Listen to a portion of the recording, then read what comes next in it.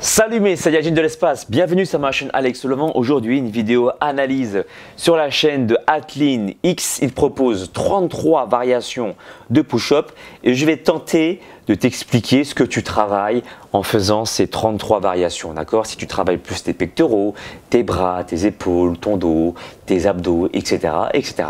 C'est parti mes Saiyajins, let's go! Et abonnez-vous sur sa chaîne aussi, Athlean X, il donne d'excellents conseils. Bon, il faut être un peu bilingue, sauf si tu mets le sous-titre en français. Et donc du coup, voilà, on va voir les avantages de ces 33 variations de pompe maintenant. What's up guys, Chuck Cavalier, AthleanX.com. The push-up is by far one of the most classic exercises of all time, but it also is the one exercise with probably the most variations of any other exercise. Les pompes pour lui, comme il a dit, donc c'est un exercice connu de tout le monde et c'est aussi l'exercice où il y a probablement le plus de variations possibles. Today I'm going to cover 33 of those from beginner to intermediate to advanced. Il va proposer 33 variations de pompe, aussi bien pour les débutants, les intermédiaires que pour les confirmés. The idea being this, find the version that challenges you.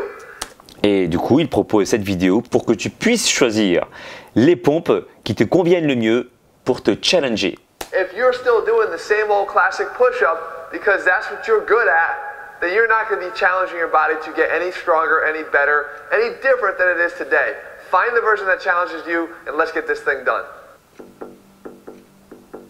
Alors, débutant. Comme les coudes s'écartent sur les côtés, j'aurais plus tendance à penser que ce type de pompe travaille un peu plus les pectoraux que les bras, d'accord? Puisque les coudes s'écartent un peu plus, alors que si les coudes étaient proches au niveau du corps, tu aurais plus travaillé sur tes triceps. Et là, on travaille aussi bien sûr les épaules.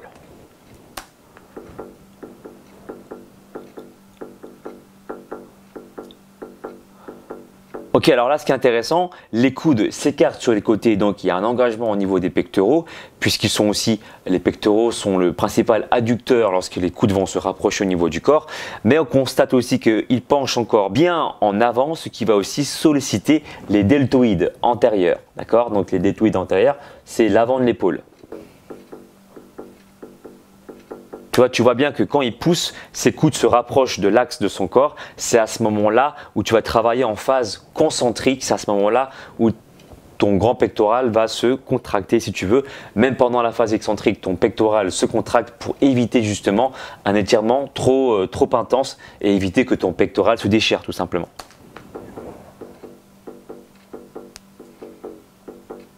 Donc là, travail plus intense, toujours au niveau des bras, triceps, pectoraux et épaules. Et puisque les coudes s'écartent sur les côtés, la règle c'est toujours pareil, eh bien il va travailler aussi principalement ses pectoraux. Donc là tu vois bien les coudes se rapprochent de l'axe de son corps, plutôt de ses côtes. On va plus avoir tendance à travailler ses triceps et les épaules. Puisqu'en plus il fait plus des flexions, extensions de coudes plutôt que des mouvements d'abduction et d'adduction. Donc, une priorité sur les triceps et sur les épaules. Et bien sûr, là, il est en position de gainage, donc il travaille aussi son transverse et ses abdominaux. Le transverse, c'est le muscle responsable du ventre plat, ce muscle-là qui part de la colonne vertébrale et qui va envelopper toute la taille.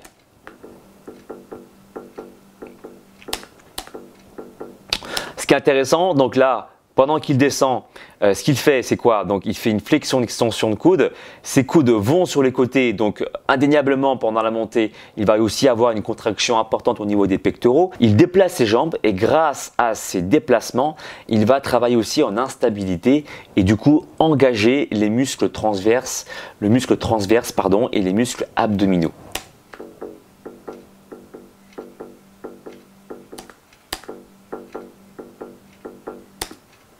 Alors là, il bascule son poids en avant, il travaille à la fois les pectoraux, mais en plus avec une sollicitation plus au niveau des épaules.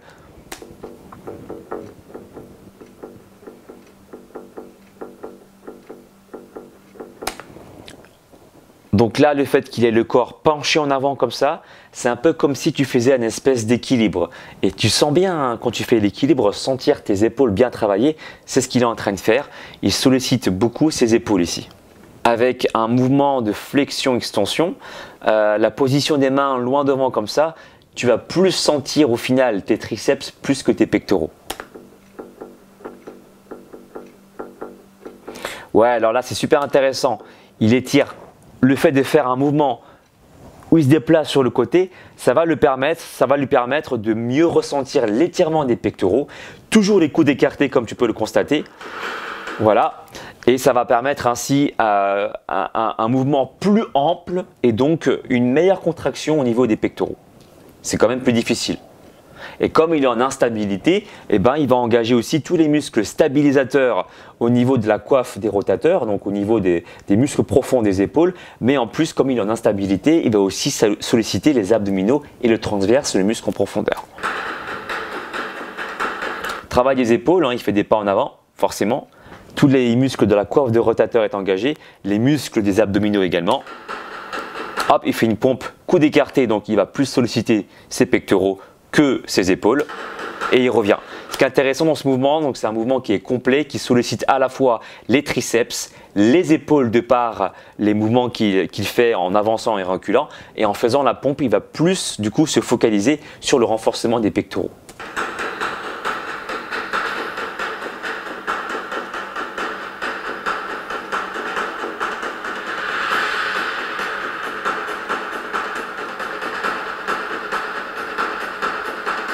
C'est intéressant, donc travail abdominal plus renforcement de pompe en même temps.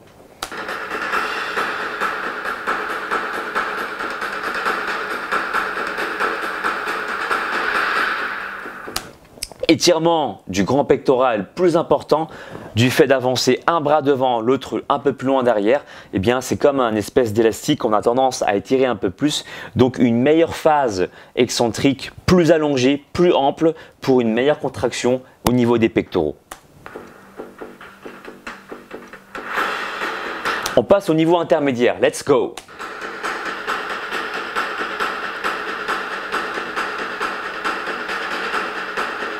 Ok, il fait un crunch, hop, coude écarté, travail des pectoraux.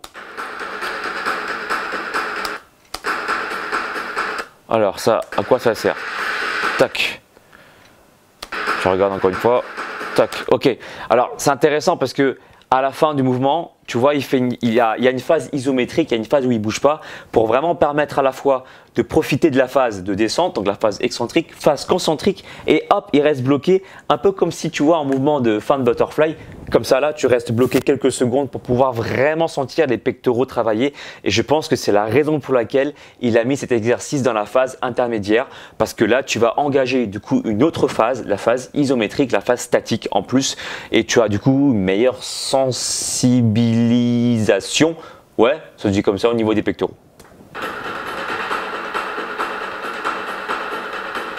Meilleure sensation, pardon, c'était le mot. Meilleure sensation au niveau des pectoraux.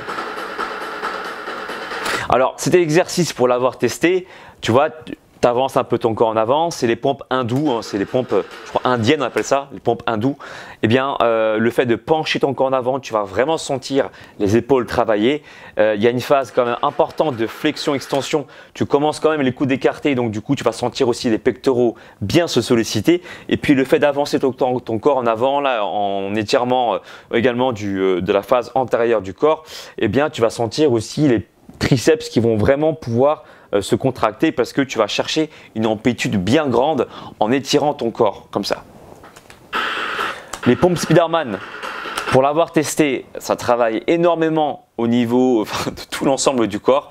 Tu le constates aussi, il ramène un genou au niveau du centre du corps pour travailler ses abdominaux, ses obliques en plus. Et là, je peux te dire que les pompes Spiderman, ça travaille aussi bien les épaules, les pectoraux que les triceps.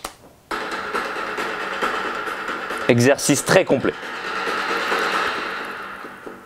Donc là, tu le vois bien, les coudes se rapprochent au niveau de l'axe du corps, se rapprochent au niveau des côtes. Donc là, on a vraiment un travail ciblé plutôt sur les triceps.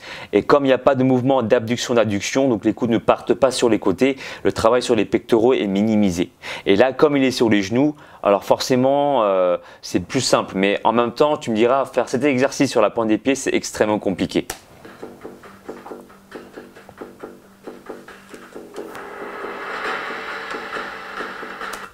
Donc là, on constate les coudes vont sur le côté, mais en même temps se rapproche un petit peu plus de ses côtes. Donc là, il a un travail vraiment homogène de l'ensemble des muscles. En même temps, il se met sur la pointe des doigts. C'est pas que pour faire joli, c'est aussi pour travailler en instabilité. Donc j'imagine qu'avec cette position, il a une sollicitation plus importante au niveau des muscles stabilisateurs. Je pense aux transverses, je pense aussi aux muscles stabilisateurs au niveau des épaules, la coiffe des rotateurs. Et puis c'est aussi un travail de proprioception quelque part, hein.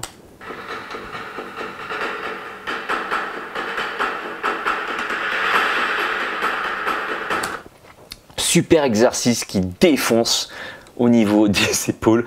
Quand je dis que ça défonce, dans le sens ça brûle vraiment au niveau des deltoïdes parce qu'il penche encore en avant. C'est vraiment très compliqué. Essaie de faire une pompe, tu verras où tu avances encore en avant, la tête un peu plus en avant. Tu vas sentir tout de suite les épaules bien chauffées.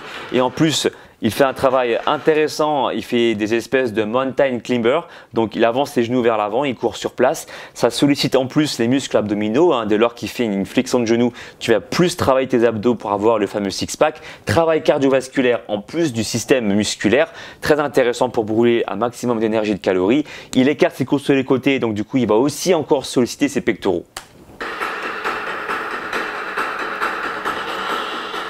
Pompe diamant, donc tu constates les coudes sont sur les côtés, donc il y a un exercice préférentiel pour les pectoraux, mais quand même les coudes ne sont pas non plus trop éloignés, ce qui fait qu'il sentira quand même ses triceps se travailler.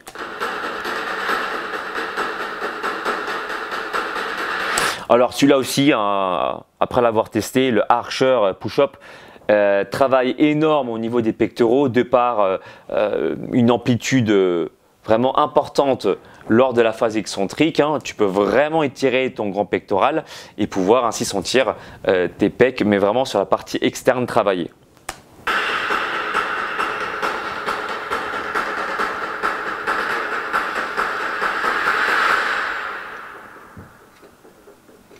Sollicitation très importante au niveau des épaules, des abdos et des triceps.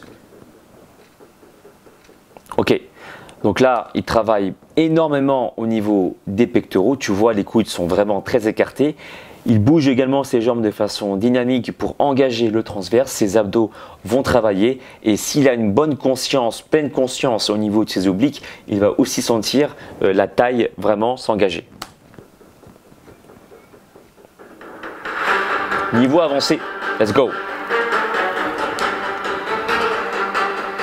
Les mains bien écartées, en plus il se met en appui que sur une partie de sa main, la partie externe ici.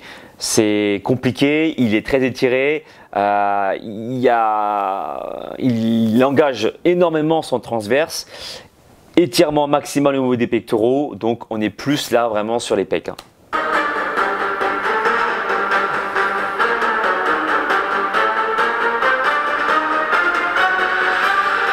Ok, un espèce de burpee où il mélange en plus deux fentes alternées dans le but de travailler les pectoraux, les bras, les épaules de façon à peu près uniforme. On constate aussi qu'il a les coudes plutôt écartés lorsqu'il descend, donc exercice préférentiel pour les pectoraux. Il fait deux fentes en plus pour brûler encore plus de calories, d'énergie afin de brûler plus de gras. Alors quand il pose les mains sur le mur, c'est pas vraiment les bras qui vont travailler, je dirais plutôt que tu sentiras vraiment un peu plus les triceps bien sûr et les épaules, mais surtout le transverse, donc les abdos qui vont s'engager à ce moment-là. Après avoir déjà testé cet exercice, un petit peu ouais quand même au niveau des épaules et des bras, mais surtout au niveau du centre du corps. Et quand il descend, les coudes sont écartés, donc exercice préférentiel pour les pectoraux.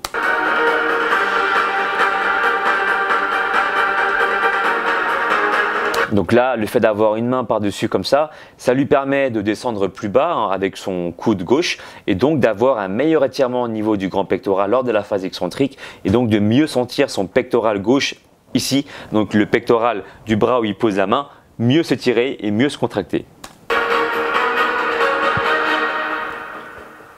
Qu'est-ce que c'est que ça? The 2 minutes push-up, 1 minute down, 1 minute up. Ah, c'est intéressant ce qu'il fait. Donc là, il a travaillé 1 minute pendant la phase excentrique et 1 minute pendant la phase concentrique. Dans les deux cas, il travaille ici, on voit bien les coudes sont plutôt écartés, donc plutôt les pectoraux avec un tempo d'exécution différent afin de solliciter le muscle différemment.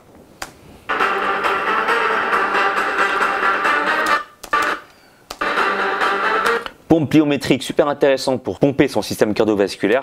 Coude écarté, travail des pecs. Waouh! Travail de gainage, voilà, pour avoir le fameux six-pack. Coude écarté, tu sais la réponse.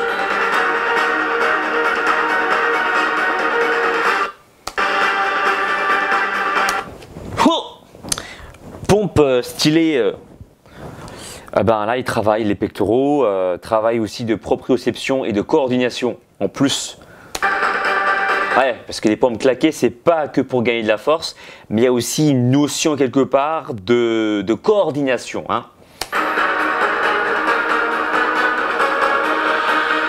Travail des abdos, coordination, hop, travail des pectoraux, les coudes sont écartés. Travail des abdos, ouais.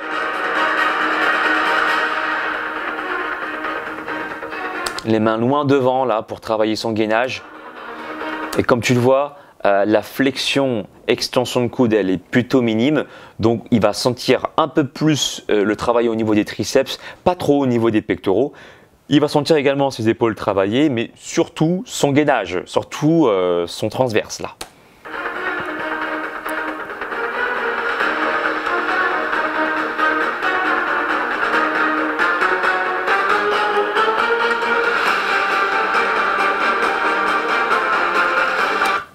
Travail des obliques, indéniable, il fait une rotation, voilà, et en plus des pompes, il travaille au niveau de la taille. Et la coordination.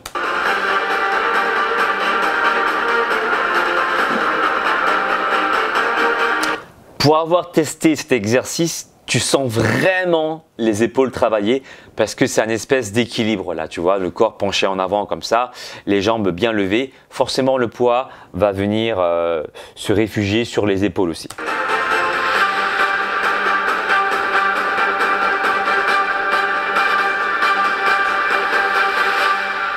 Pompe Superman, pompe travail de coordination, travaille énormément aussi les épaules et les bras.